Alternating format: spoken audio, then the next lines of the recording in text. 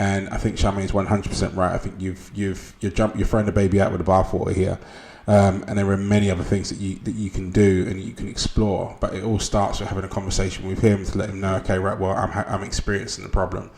I think unchecked, it's going to be a bit of an avalanche for you, and it's going to cause a major problem later on down the line. I think where you are at now is a prime opportunity for you to sit down with hubby and just go, look, these same 3-4 positions that we're doing were great 6 years ago, but now I need extra stimulus.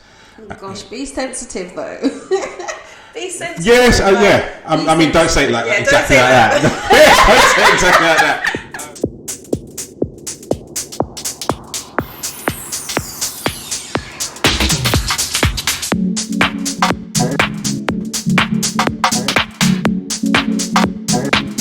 Good morning, good evening, good afternoon, whatever it is, wherever you are. Welcome back to the Couple School podcast. I'm joined, as always, by the lady of self-love herself, Charmaine Lawrence. Hello, guys. You forgot your curtsy. Oh, just saying. Yeah, just saying. I haven't done one for the last 2 episodes. I'm just going to throw this one out there because it's... Okay, let's go. So my husband and I have been together for 10 years and married for 5. I love him so much, but our sex life has become monotonous and I miss the passion and excitement.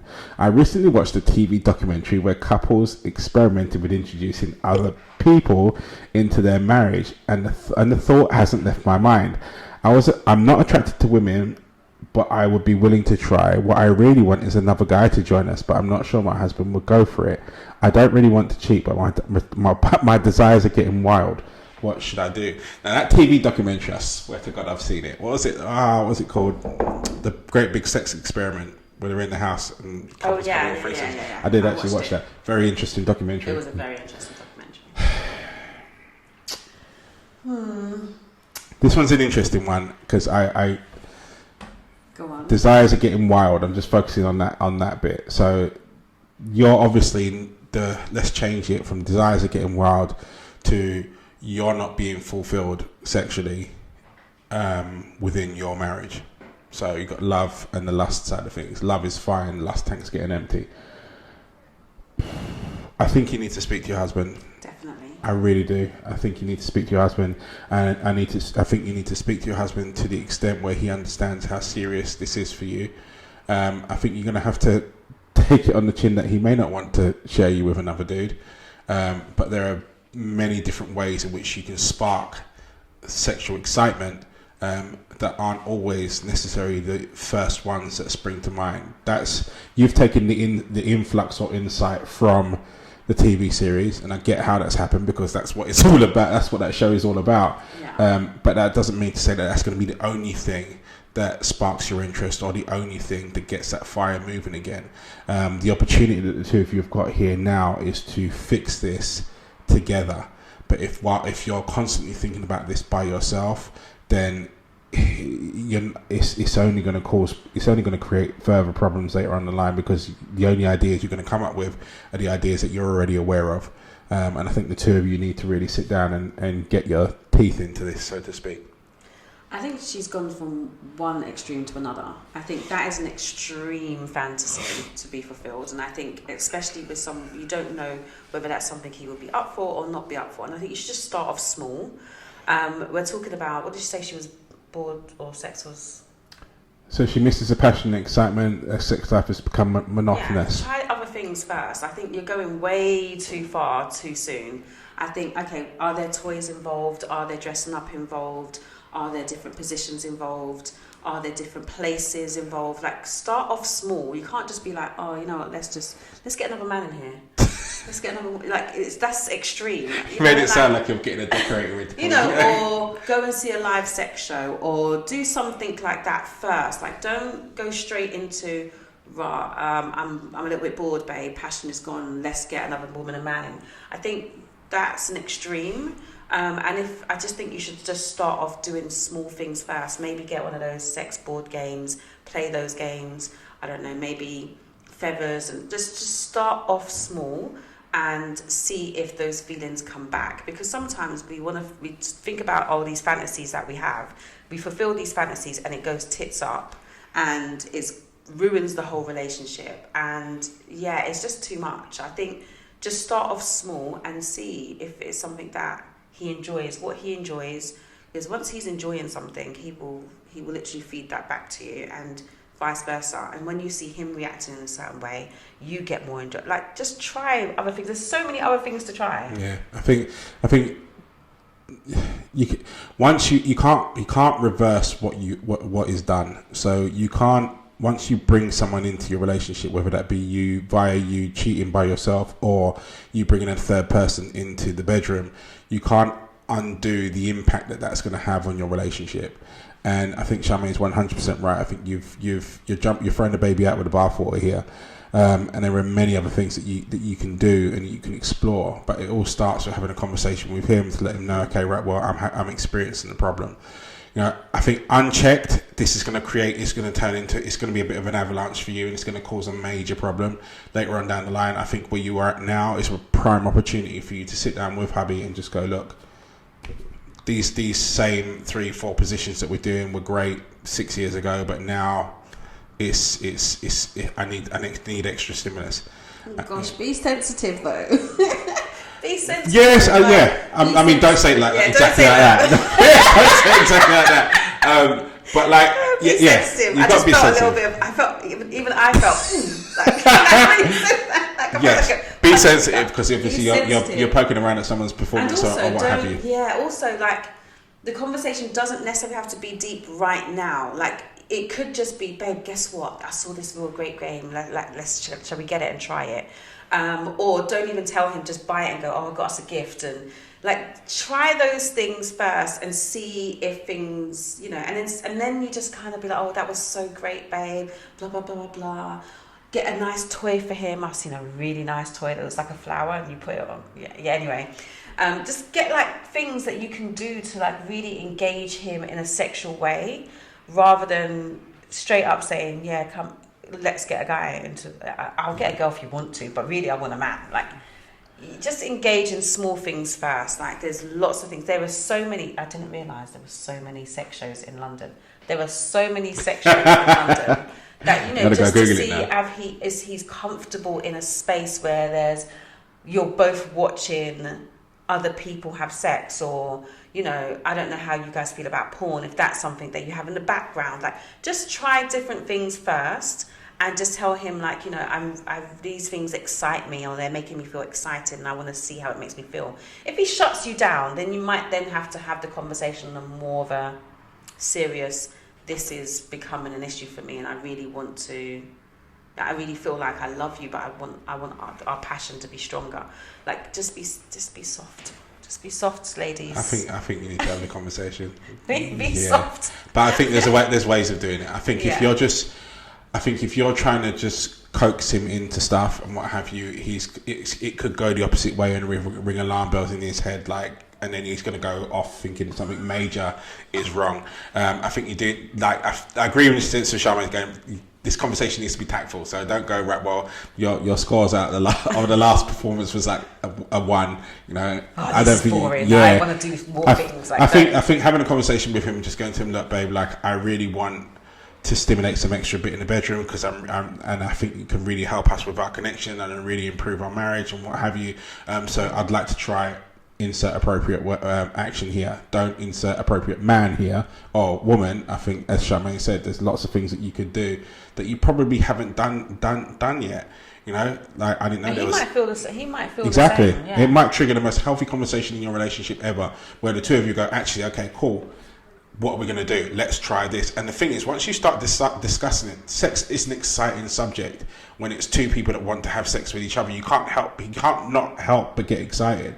So start having conversations about maybe going to a sex show, or going online and looking for toys. Maybe go to him, right? Maybe put it across to him and go, right, well, I want you to be able to do more to me. These are the things that I'd like you to play with me with, maybe. And that puts the power back in his hand. And for a guy in his egos, because this is where we're in a bit of a sensitive bit when it comes to this subject, that's an easy pill to swallow. You know, you're buying toys for him to use on you. That's an easy conversation to have, or should be. Yeah. So yeah, there's lots of things you can do. Jumping the gun again, right? Well, You know, as happened on that TV experiment, and if you did actually watch it, it's the same one that I watched. You'll know that there were quite a few couples that went in thinking that this was going to be the best thing ever, and were in tears literally the minute it started happening. And that's one thing, watching it on an observer level through your television screen. It's another thing when you're dealing with it yourself, because the show didn't cover what happened when they went home. Because once you've done it, you cannot undo it, and it can't not have happened. So you're having to deal with this fracture now that's going right away through your life. What was supposed to be exciting and a new strain of pleasure has now turned into an irreparable break, and could end up breaking your relationship. Yeah. So definitely start small. What's that? There's a website on there that you can buy toys from and stuff like that. Love Honey. That's the one. Look, she knows all of them. Yeah. So did you hear that? I do. Yeah. Start there, and just both of you look through the catalogue and go. And no doubt there are going to be things on there that you know. But no doubt there's probably going to be some toys out there that you've never heard of or never seen before. And maybe that's the new line of discovery that the two of you enter and go, okay, right, well, let's do this. And then, you fix it. Definitely. Like, I think, like you were saying, like sometimes we're thinking about, oh, this will be great, because you're thinking about having sex with somebody. You're like, oh, they're bringing this guy in. It's going to be great because I'm going to be having sex with him, and it's going to be this, and it's exciting. I'm bringing this girl in. And then actually in the moment when your husband is then throwing it down on this girl, and you're just in there squeezing her boobs, like, it's just a different vibe. Oh, no, wait a minute. If you could twist it around the other way before you go that, because you're talking about bringing in a guy. How do you think your husband's going to feel watching some guy throwing it down on you? Right, and also, how are you going to feel when the guy wants to be thrown around your husband, and your husband's like, oh, okay, actually, I like this. Are you that cool? Like, so you got to be careful. I didn't even think of that. You got to be careful about what you are asking him to do, because all of a sudden you're going to be like, wait, I didn't know you liked guys. He didn't until you decided to enter some guy into the relationship. Yeah. So you're thinking about yourself and how you think you are going to feel in that space, but you don't know how he's going to feel in that space. It's all really sexy when there's another girl, sensual, blah, blah, blah, blah, blah. But when there's another guy that's basically like giving your man, like, some fun, and you're having to watch, I mean, is that something that you really want to see? Are you okay with that? The other thing as well is, are you gonna be okay with you going at it with some other dude and your husband sat there watching? Like, we all have to, when you play these fantasies out, you always play them out with the best possible ending. It's going to be great. We're going to have fun, and we're going to leave from that situation. We're going to be 10 times better because we'd have experienced a new thing together. But just as much as there is the yin, there's also the yang. You two have now experienced something new together that didn't go very well. So your husband didn't like the fact of watching some other guy going at it on you, or didn't like some guy now touching him, and that wasn't the kind of party that he signed up for.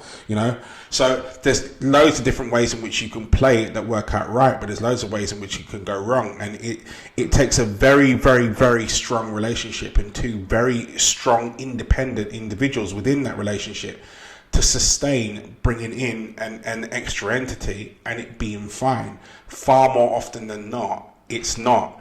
And a lot of the cases where you see that it appears that it is, it's because one person is at 100% sacrifice and putting up with this scenario, these situations that are happening for the sake of the other person. So you've got to be very careful when it comes to that kind of extreme. And notoriously, the people that are that are about that kind of life either were about that life to begin with, or they've built up to it from doing toys, this, and then they've got to a point where they're like, right, cool. Yeah.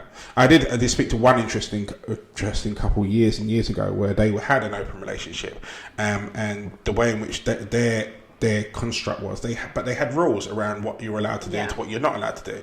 Sometimes they went to orgies together, and there were definitely definitive and very specific rules about what they were allowed to do, whether in the company of each other and then outside of the company of each other. know? And my point of bringing that into this conversation here is that they had investigated all of the possible scenarios, as many as they could imagine, together, and created rules around it. It wasn't just let's throw a third person in and see what happens. And I get this instance from where you're thinking here is that you're literally thinking of doing that I'm just going to put a third person in and we'll be having great sex. Well, what are the rules? Who can touch what? Who can do what? Who is allowed to do who? Like all of these things. The only way that you get the ending that you're requiring, the happy ending that you're after, excuse the pun, is if it's discussed in its entirety and everyone understands what they're allowed to do. So it all starts with a conversation. You have to sit down with your husband and go, okay, love you to bits, babe, but I really want to try something new. But again, don't go from 0 to 100, you know, start off small. Yeah, and also be aware of the fact that it actually might not satisfy you. That too. You might have the great vision, and the vision may be exactly how you played it out in your head, but actually you still have those feelings, and it didn't do anything.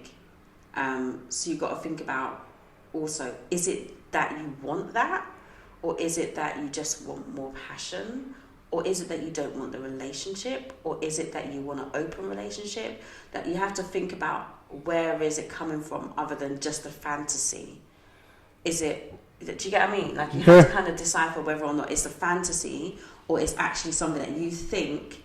Because doing it one time is not necessarily going to solve the issue that you said, which is passion, lack of passion, So that's why I'm saying start off with lots of small things. There's someone I follow on Instagram, I can't remember their name now, but they do classes for couples to explore kinks and stuff like that. There's loads of things it's really interesting. I'm going to have to go look it up.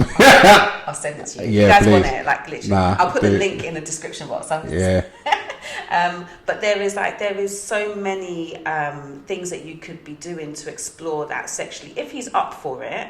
But also, I guess we haven't talked about the fact that if he's just not up for it and he's happy. Yeah, but if he's not up for it and he's happy, at the moment his decision of being happy is based on not understanding that you're unhappy. Yeah. You know? So it goes back to the same thing. You need to have the conversation. If you have the conversation with him and he goes, yeah, but I'm okay, then you still need to stress the fact that you're not. And then it comes down to the fact of him going, right, well, okay, you're not happy, so therefore we need to do something about it. And again, it's that exploring through the power of how we are going to be both happy together. At the end of the day, you can't be in a relationship where one person is happy and the other person is not, because that's a recipe for cheating and all sorts of things. It's a huge gap in the barn door which leaves everybody cold. So it has to be dealt with. So you could speak to him and go, right, well, you know, babe, I'm not happy with X, Y, and Z. And he goes, yeah, but I am. Okay, well, now we've got to find a compromise, because you've got to find a compromise where I'm more happy, as in you, and he maybe is more happy through discovery, or is less happy with the fact that he's got to change a few things. But that's compromise. Yeah. You know? That's compromise. So you've got to have a conversation with him. Yeah. You've got to. And I mean, looking at this scenario here, and I'm just reading it back, as I like to do sometimes, just the word monotonous is the one that sort of springs out to mind, and when I read it and I put images out in my head, I just imagine that maybe there are kids involved, and therefore sex has now become confined to a specific place in a specific way at a specific time for a specific duration. It's become the same every time, and therefore it's become bland. So just like you would do with, if you're talking about the food that you're eating is bland, you'd throw some spices into it, and that's what I think you need to do here. Except that maybe ban having sex in your bed. Even if you just did that and said, right, well, it has to be in the house, but it cannot be in the bed. Now automatically you've now broken that monotony, because it's against the fridge or over the dining room table or wherever your imagination may stretch. Maybe it's we don't have sex in the house. And that leads to all sorts of possibilities and excitement. Well, the thrill of almost getting caught, not gonna lie, bit addictive. But yeah, it opens up the whole sorts of possibilities. Back of the car, over the bonnet of the car, like round the car, up against somebody else's shed, like whatever it may be. Like there's so many different things you can do to break monotony and reintroduce excitement into your world. Yeah, one of the best toys in the world. That egg thing with the remote control. Oh my days. Dope. So much fun. Hours of fun. It's actually over £70 now. Is it? Yeah. Shit, need to go and find the batteries for my one. But my point is, don't assume, like, I speak to so many people that assume that a relationship is over because the relationship needs to change. And evolution is part of life, and it definitely is part of romance. You know, what once used to float your boat and have you floating up in the sky, it can't do that if you've been doing that for the last 5 years. You have to introduce something new. You have to change things. You have to evolve. Yeah, I think it's the word I'm looking for. Yeah. Yeah, that documentary was very interesting. It was. It even got me thinking. I was like, ooh. It was very interesting. Babe. And the results. You know, Karen and I, when we first got together, talked about going to a swingers club. I'm so glad we didn't now, because I think it would have had a detrimental effect on our relationship moving forward.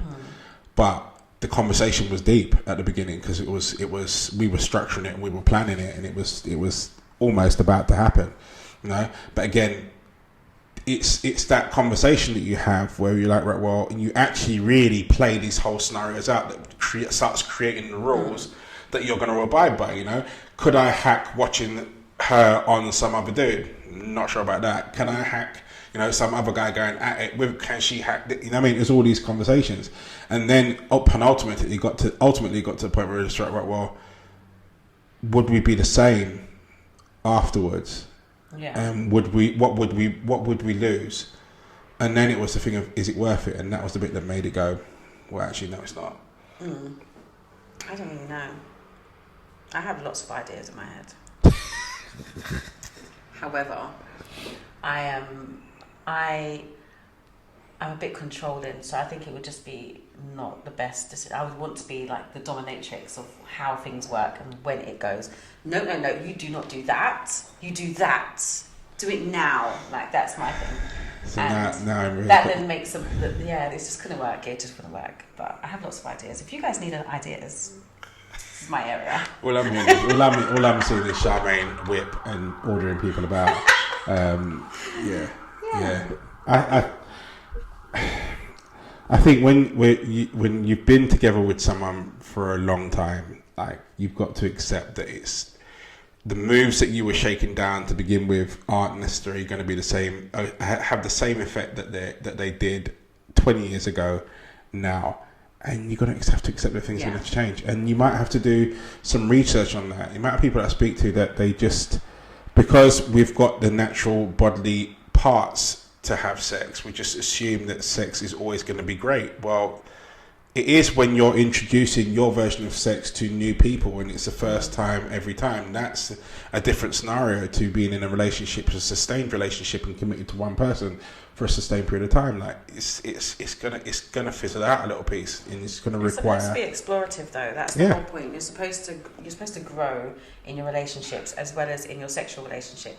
You're supposed to explore different things, to see what things you like, what you don't like. Like, that's the whole point. It's like a whole big experiment. Like, you know, things that you did in the beginning are always your kind of go-to places, or go-to things. But then there's things that you grow and you do. Like, you know, when the kids are grown and they leave home, it's going to be different things that you're going to be about. Do you get what I mean? All over the house. All over the house. You're not even going to be in the bed anymore. It's no. Like, what's the bed? No. Do you know what that is? So things change. Like, it's supposed to be explorative. It's supposed to grow with your relationship. So, yeah, just think about that. Like, if you're doing the same things, that means you're not growing sexually. And I think that's really important in a relationship. And I think actually less people, we talk about growing in relationships a lot, but people don't think about the fact that you have to grow sexually in your relationship. It's an important part of the relationship. Like, how the sex you were having in your 20s is not going to be the sex you're having in your 70s, but you're still going to be having sex in your 70s. Well, I mean, I am. I will be. See? Yeah. So, but you change the way you do it. You might have, you know, at that point, you might have Blue had, pills. you know, a hip operation, so you might have to change the way you do things. Blue pills on subscription. I mean, why do you think it is that people don't focus on sexual growth within a relationship? Why do you think people don't evolve? don't think people think it's necessary. I think people just assume you, just like you said, they've got the organs, you do it, and then you have fun and you release it, and then it's done. And I think that is the problem. I think people don't look at what they enjoy, what they don't enjoy. Like, it's just a major part. Like, for me, sex is very important in relationships. It's a form of intimacy, and sometimes it's the only form of intimacy that men have learnt. Unfortunately, it is for some men. Like, you know, that's the way that they have learnt, and therefore, I think they have to. You have to kind of grow in that area. Look at different things that you like. It's not going to be the same. Like, you're a different person, different points in your life. So one day you're going to be one point in your life you might be really, really busy. Like, you might start a business and you don't have much time. So you're probably going to end up having way more quickies, where she jumps in the car and you have a quickie, or like she comes to the office quickly and, like, you know, in the office, or things change. Do you get what I mean? So you have to grow. You have to adapt to still pleasure each other, rather than just not have it. Like, that wouldn't be a thing for me. If my partner was really busy, it wouldn't be like, oh, you're so busy, you know, we can't have sex. It'd be like, okay, we're gonna have to have sex somehow, somewhere. Yeah. And we're gonna be doing it real quickly. You need to get it done, whatever you need to. Like, do you get what I mean? I'd be anticipating that. Where are you? Okay, I'm gonna meet you there. Send me your location. I'm there. It's cold outside, but I'm wearing a skirt. Like, do you get what I mean? It's those things you have to do those things to keep the relationship alive. I think passion is really important. I think passion is probably one of the most important factors in a relationship, you know, and you've got to do the work in order to keep that alive. And the first part of that is to stop sex from feeling like a chore. You know, stop it becoming just something that needs to just get out of the way. Like, when you first get into a relationship, it's an event. You know, people taking days off work just so that you can do X, Y, and Z. You know, you've got people going, logging onto websites and buying outfits and this, that, and the other. It was planned out, staged out, thinking about the heat, how cold you want it to be, or how hot you want it to be. I mean, the food you're going to eat off of each other, inside, whatever it is, it may be. Like, when you first start a relationship, sex is looked at as an event. It's an event where I can express my wanting of you. Then when we get into a relationship, we fall into this assumption that it's going to happen, and then when you assume it's going to happen, it doesn't, because other things take priority, kids, this, that, and the other, blah blah blah, and it loses the excitement goes, which allows the passion to just, using Charmaine's dimmer switch, all the way down to the thing where it's just a light flicker in a room now. So it's just something that, you know, we sort of think about every now and again, but don't really do anything about. The easiest way to repair that, as I said, is to make the sexual endeavor an event. Plan it, you know, plan it and make it exciting. Make it, even if it's a quickie, like, let's say for argument's sake, you're going to the cinema, like, instead of drop the kids off a little bit early, and instead of going direct to the cinema, you're parking in an alley and off you go. Like, whatever it may be, take the car seats out your car, whatever it may be that you need to do. Plan it and make it something that the two of you, make it something about the two of you. Yeah, right? Like, it's all kinds of things. Like, you know, like I remember back in the beginning of the relationship, you know, you're always going for a wax. You're making sure you're waxed. Like, your man's shaving his chest because he's like, yeah, you know, like all of that. And then all of a sudden you're in a relationship and you're like sitting there with some hairy ass chest that you expect to get your chest kissed up on. And like, it's just do the things that you know she likes or he likes, and just keep that alive. Like, I don't get it. Like, I actually don't get it. Well, I think it's so people. Do you know why I don't get it? Because I prioritize it. Yeah, and that's other it. People don't prioritize it, and I think that's what the importance is. People allow other things to be prioritized over it. No, I think everyone understands it's a need and a priority in a relationship, but you prioritize to some extent, even down to trivial things like doing the dishes, over sexually exploring with your partner. And that's how it becomes chore level, because it's not an event anymore. It's just something that's the mechanics of my house. You know, it's such an essential part of communication between the two of you. You know, such an essential part. Communication, isn't it? It is. It is communication. It's your announcement of love to your partner. Like, it's the easiest way to connect. Absolutely. On a deeper level. Absolutely. So, lots of things to explore. Lots of ways in which you can I hate the saying reignite the spark, you know, but there's lots of ways in which you can turn that dimmer switch from low to high. There's lots of ways you can brighten a room. Like there's so many different things that you could do before you decide to throw in the towel, or before you decide to introduce the fullest extreme, which is a permanent change that could either make or break your relationship. And to me, when your odds are 50-50, it's not the best odds in the world for you to go with. So I would suggest that you, do some research, have some fun researching, have some fun explaining, because you can't really talk about sex without smiling, let's face it. And then, just have fun. Anyway, that's us out for this week. So thank you so much for watching. Hey, it's been a blast. So if you haven't subscribed already, please hit the subscribe button. That's somewhere down there. And if you haven't also rung the bell, it's up there. I've decided, and if it's not, I'm going to apply to YouTube for them to move it. So ring the bell to help that infamous algorithm so you get notified when we're next up. Don't forget to join us for Couple School After School. We absolutely love to hear your opinions, your thoughts, your experiences, and I'm definitely looking forward to this one. And those of you that are happy and willing enough and brave enough to hit that like button to join us, it's absolutely highlighting my week now. I like just listening to all of everybody's stuff. I say that I don't like drama. I do. But anyway, that's just it. Anyway, that's us out for this week. You stay strong, stay focused. See you later, guys. Peace.